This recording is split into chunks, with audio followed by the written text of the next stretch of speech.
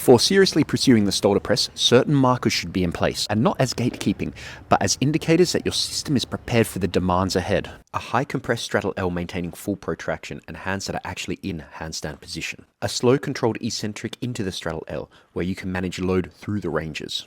An eccentric where you drop and swing and catch in the straddle-L needs more work before thinking about going back up. Comfortably being able to link at least 3 straddle presses demonstrates consistency in maneuvering body segments around the center of mass. A well-aligned tuck planche with full protraction shows the scapula can bear load under pressure, and the shoulders have the strength to stabilize without collapsing. These aren't benchmarks, these are signs that your body knows what to do while it's under stress, and symbolizes that it can cope with more. And if you don't have any one of these, now you know what you need to work on. Feel that void and simply return to these movements later. This is the first press variation where the center of mass must shift from below to above the shoulders, demanding a coordination and transfer of force. It punishes you if you rely too heavy on forwards lean, overloading and straining the wrists. Instead, it mirrors the Stalder mechanics of lean enough the hips can pass the shoulders, and then pushing the shoulders back under the hips, while teaching proper scap mechanics. Initiating with protraction and depression as the shoulder flexion transitions into pure protraction, and then bleeding the lines between protraction and elevation until impure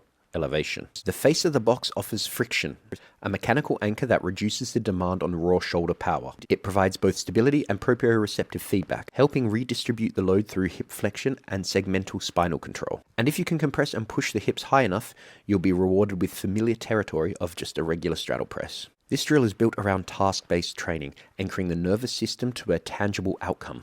By placing a target just beyond your current depth and attempting to tap it before pressing back up, you force the body to self-organize under precise spatial demand. Starting from the top allows you to maintain active balance and find required tension. From there, the challenge becomes navigating deep flexion through the hips and spine, while maintaining scapular elevation into protraction and loading the shoulder flexors under an increasingly mechanical disadvantage. After touching the target, the idea is to reverse the pattern exactly and not just swing the legs back up into position. Make sure to keep track of the distance between the hands and the target and look to increase this little by little. Over time, you blur the lines between eccentric control and concentric drive. Many reach their first Stalder here, not by force, but by going a little further and realizing that they can now return. Always make sure you finish each rep with an additional eccentric Stalder to reinforce the pattern and range. The banded Stalder is a sensitive tool, as it can really make or break progress. If the band is offloading more than around 20% of your body weight, it's moved beyond support and start steering the system. Because for adaptation to occur, the system must be under enough load to demand change. Avoid the thong method where the band runs between the legs. This variation alters the mechanics by allowing you to sit into the band. With the tension pulling from beneath, it guides your trajectory too much and creates the illusion of progress. But with the pathway heavily externally supported, you feel successful, but you simply outsource the work.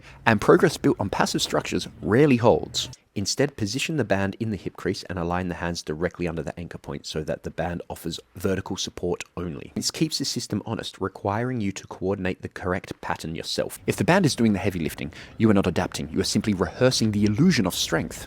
Adaptation requires stress. Remove too much of it and your system never learns to organize under real load.